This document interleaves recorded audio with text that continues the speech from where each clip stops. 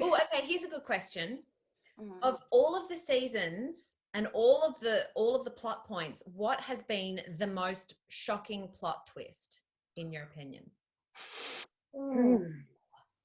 I thought at the time Bee's death was like, I did not see that coming. It's hard because So many. Yeah.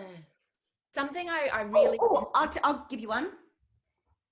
Very first episode of season 1, killing Catherine McClements in the first episode.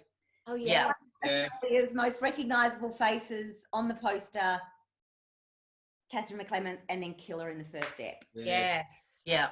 And further to that point, something that people I get in the comments quite a lot is, what's the deal with Wentworth killing off all of its main characters?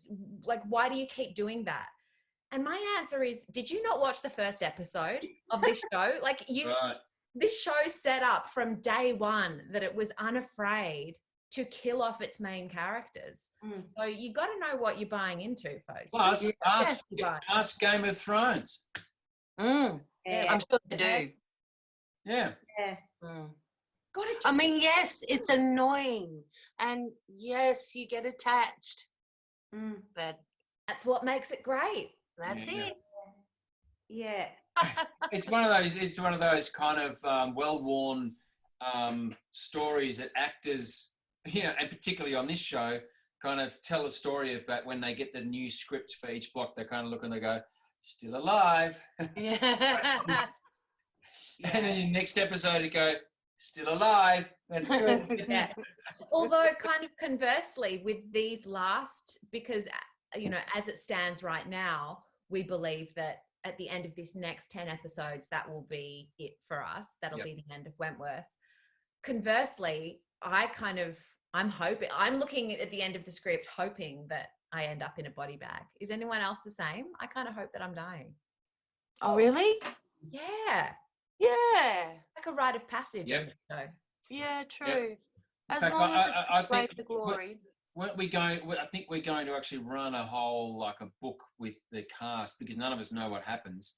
We've got a list of all the cast members and say, dies, doesn't die, tick, tick, tick, tick, and then show of hands, who thinks they're dying in episode 20? What? No, Kat, you're not dying. You can't. Why can't I? I can die. It's my theory. You know what? There's a couple of us OGs that I think, people are going, well, they can't kill you. They can't kill you, which makes me think.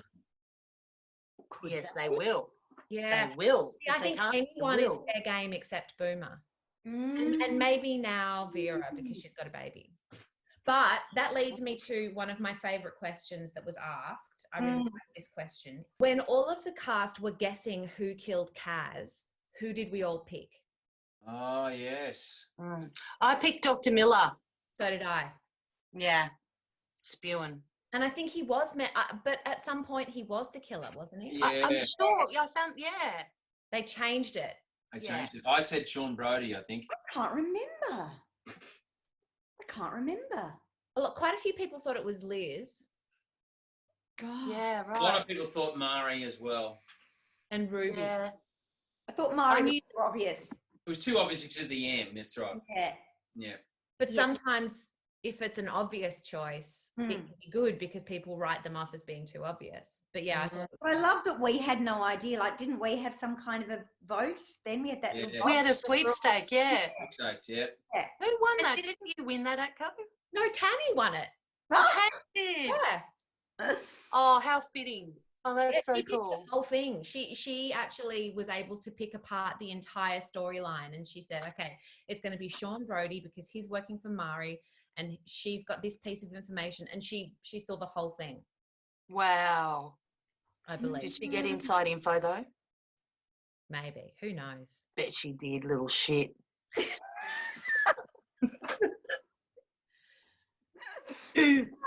As this show progresses, every episode, there are twists, but I'm just amazed at how much they can slam into an hour of television.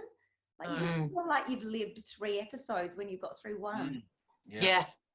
It's exhausting. You get wiped out at the end of a table read. It's like, Jesus, how much more can happen? Yeah. And then the answer is always wait Oh. and see the next one. Yeah. It's like, oh. I quite like the twist Kate Atkinson of when at the end of episode 1, season 6, I think it was, where you were sitting on the toilet and you did the pregnancy test. Oh. Oh, yeah. That was a twist that was kind of like pregnancy coming. no. Well, no, that's right. But it's one of the things that often we talk about is the fact that at the beginning of every season we get Marcia, the main script editor and the main writer, basically head writer, and Pino talk us through that's kind of the story arc for the series.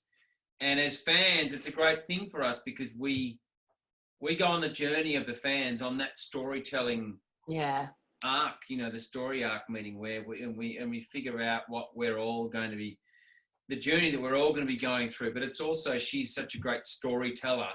We're being told the story of the season as the structure stands and stuff. And it's a great thing for us because it's one of the first times that we're all together after a break between seasons. It's the first time we all get back together again.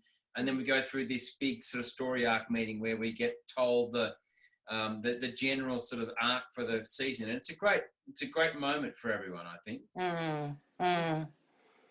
Yeah, it is. So and then you forget it all. Well, I do. I forget it all.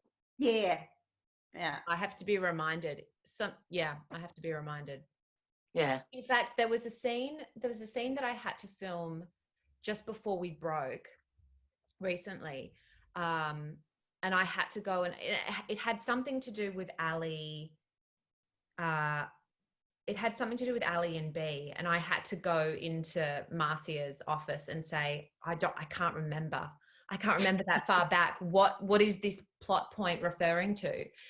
And I remember Marcia looking kind of up. She's like, oh shit, I don't remember either. So she had to go back. She had to go back through the scripts and find out what it was. Oh, right. Wow. A question that I got a lot in various forms was, can the freak be brought down? And if she can, who's going to bring her down? Oh, we don't know that one either. That's going to be like a Kaz sweepstakes, that one. Mm. If you were to be speculative, if you were to sort of speculate on that, I think it's got to be Vera. Yeah. Yeah. She has been the nemesis for quite some time, hasn't she? But look, not sure if I could physically take her down. It's going to have to be. No, but that's the thing, is that you'd outsmart her, and how can you out-freak the freak? I think Vera's the only one who knows her well enough to be able to out-freak her. Yeah. And I don't know. So when we've talked about these prospective story arcs, I don't know. I don't know. Just don't. I think one thing, an amazing thing about Wentworth is that just when you think you can see where something's going, it can get flipped upside down. And so I like to think that in the world of Wentworth, that good will prevail and therefore the freak will be taken down. But it's Wentworth, and I kind of freaking love it if evil reigned at the end of it. Like, if, Well, I think, look, some of the characters and moments that I've loved the most is when there's a certain expectation, and it's not necessarily black or white or good or evil, but there is a certain amount of moral ambiguity or someone crossing a line. That doesn't necessarily mean they've suddenly gone to the dark side, but we've talked about this since the very first day of this show, that we've had all these themes that have bound together each season, but they're all about survival, like what someone will do to survive. And in some cases that's life and death, and in other ways it's self-preservation in some other way. But there's not a single one of us that hasn't crossed a line somewhere. So I hope that it will be that kind of complexity. Yeah, me too, because it's my favourite thing. You can't peg someone, you can't put them in a hole because they're, it's complex enough to show that human beings will do anything to survive. Mm. Yeah. And the hardest characters to maintain are the ones that have a single moral trajectory. If you can't deviate from that in this particular institution, then it's very hard to sustain it. You know, if anyone's purely heroic or purely villainous, you've got to muck it up, you know. Yeah. Loved it. Well, yeah, I tell you what, you guards who are, supposedly on the right side of the law, Dodgy. you guys are nasty. Dodgy. You've done some shit. Yeah. Your mother. That was a mercy mission, guys. Oh. Yeah, but that's what was great about it, is because it could be seen as a mercy mission, but it also could have been or construed as self-serving. Yeah, fortuitous, or it was just off your pop. So was Jake killing Niels Jesper. That was a mercy mission. Oh, yeah, totes. Yeah. Do you know what? Actually, can I just go back to what's been one of the biggest twists, is how Bernard Curry has miraculously somehow redeemed this character. I'm like, one of the questions I most often get is, Vera and Jake, will they? And I'm like, I got 2 words for you. Season 5. Does anyone remember season 5? Despicable. I thought you were going to say hell no. No, well, yeah. people have forgotten season 9. Look at him now cuddling the baby. Oh God. Yeah. But yeah, again, I think that is demonstrative of how brilliantly the writers have crafted those characters. Just when you think that a character has nowhere to go, and somewhere else. And it's interesting, and I hope I'm not giving too much away, and I don't think I am, but this is indicative of the kind of genius of the writing.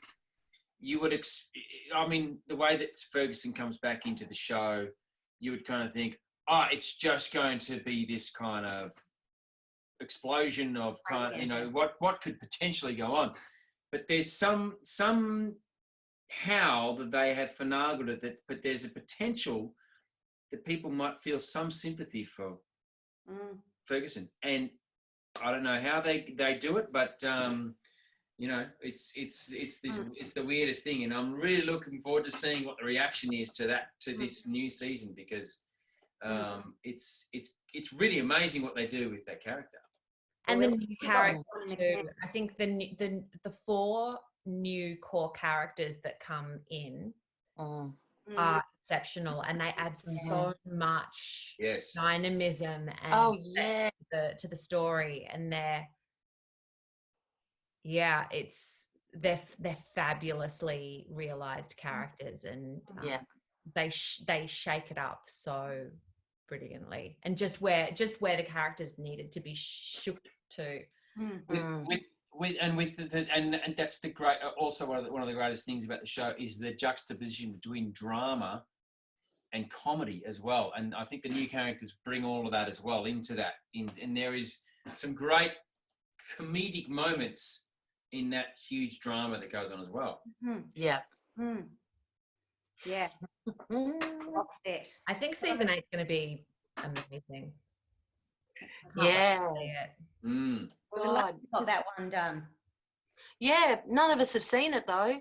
I haven't seen it. So, nor have I. Well, my friend, should we call it? Yeah, let's call it. Yeah. Yeah, I've got a crossword to do, guys. Jeez. Yeah, yes. Thank you. Thank you, guys. Thank you for your time, and it's always lovely to see your smiling faces.